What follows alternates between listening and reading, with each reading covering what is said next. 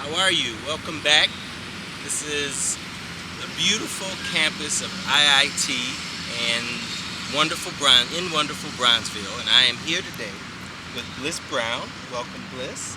Thank you. Who is the local coordinator of bringing Andres' beautiful elephant to Chicago, and to my understanding, this is a worldwide tour.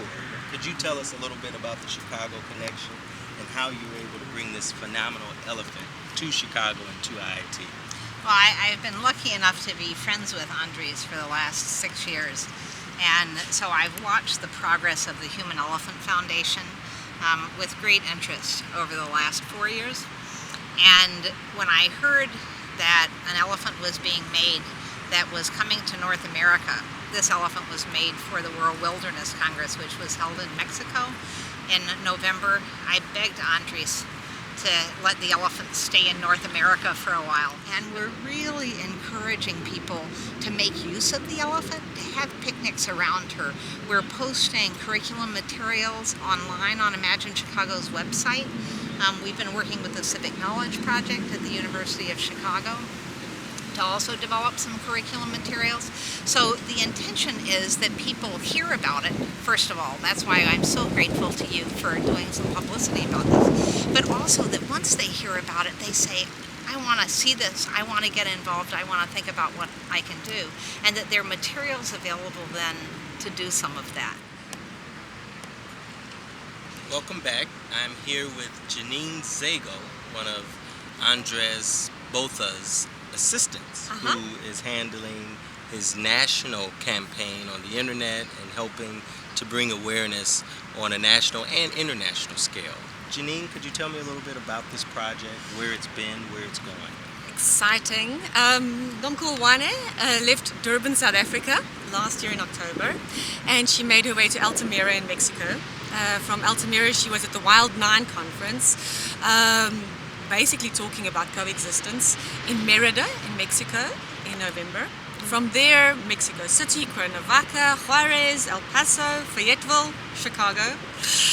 She carries with her the metaphors not only of coexistence with us, with the environment, but coexistence and peace with everybody that lives in our environment. In other words, we're talking about things like migration. If you look at El Paso and at Juarez. The elephant in the room. Whatever is your elephant in the room, the elephant becomes the metaphor for that elephant in the room. And it's a beautiful project because Andres started the Human Elephant Foundation to carry this message of his elephants forward into the world. In terms of a foundation, looking at people working creatively to solve the problems of our different elephants. And to that end, Andres has got 17 elephants in the world. There's a herd of 9 elephants. If you ever want to Google the words, "You can buy my heart and my soul," they were made in 2006. They were exhibited in Belgium on a beach. And it basically spoke to the fact that the elephants were almost annihilated by King Leopold from Belgium in the Congo in the 19th century. And so they were brought back to Belgium and they were placed on the beach walking into the sea, back to Africa. But now they are actually at the Royal Museum for Central Africa in Tervuren in Belgium. It's very exciting. There's another elephant, a wounded elephant in France. There's one that is a monument to a lady that passed away from cancer in the Netherlands. There's this lady, and there are 3 in Durban. It's very exciting because wherever Andres' elephants go, not only are they made of things that are recycled, that we'd all throw away. The 9 elephants, for instance, are made up from wood that was cut down in the city of Durban. You know, when the power lines are threatened, that sort of thing. And then, of course, the rubber. And they bring with them the message of everything that's the elephant, the memory, your ancestors, remembering your dead, looking after your children, all those things that would make the world a wonderful place to live. Well, welcome back. Bronzeville has an incredible international visitor and artist from South Africa, Andres Botha. Welcome to Chicago.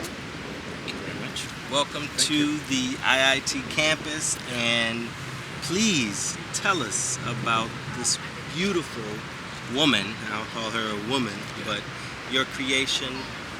What inspired you?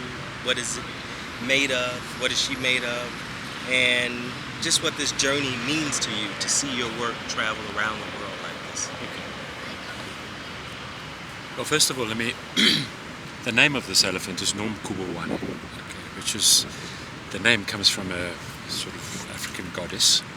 It was named by Dr. Ian Player, the great conservationist, who's actually a partner with me in this elephant. Okay. So right from the onset, I wanted to take what was a regenerative symbol, because Nomkubowane is the goddess of almost like fertility and possibility. She kind of invests life itself, regeneration, transformation. So the name in itself begins to suggest that the work is beginning to reference things that I think have become increasingly important to me as a person. I've come very late in the day. I don't want to lay any fancy claim to a kind of earth consciousness. I've come very late in the day to that, much to my regret. I think it's one of the most important discussions that creative people can have today. Is what is our role as imaginative human beings in bringing people to the table to talk about the greatest issue today, which is around what are we doing to the planet and what is the future of our human intelligence system in the planet. So I think artists for too long have seen their arena of activity to be the gallery and the museum, which I think is a very important part of their practice. But I think they need to take the power back of the public space and the public discourse. You know, artists are, by all accounts, greatly contemplative and meditative beings. They think about the complexity of interconnectivity. And most of all, they think about the human project, more than most people do. And so I think they need to go back and take charge of their role in the public discourse.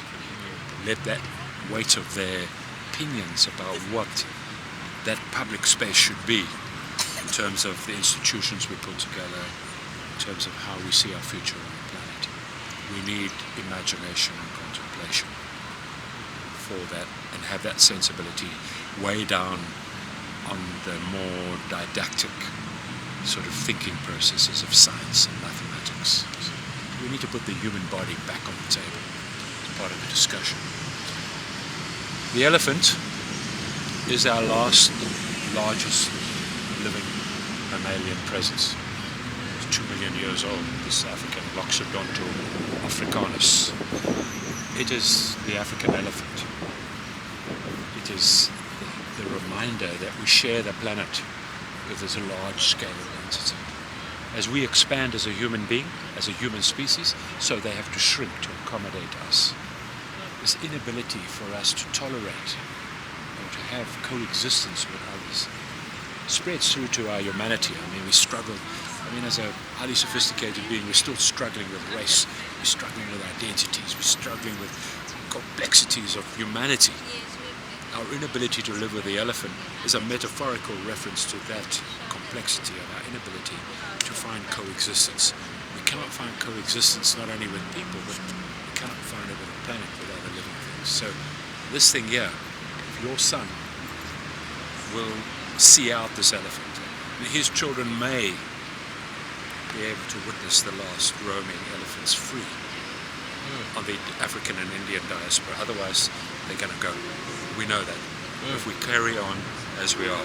So I'm not here to preach that we've screwed everything up, because I think that's self-explanatory to all of us. You know, we're not doing it well at all. We just really are.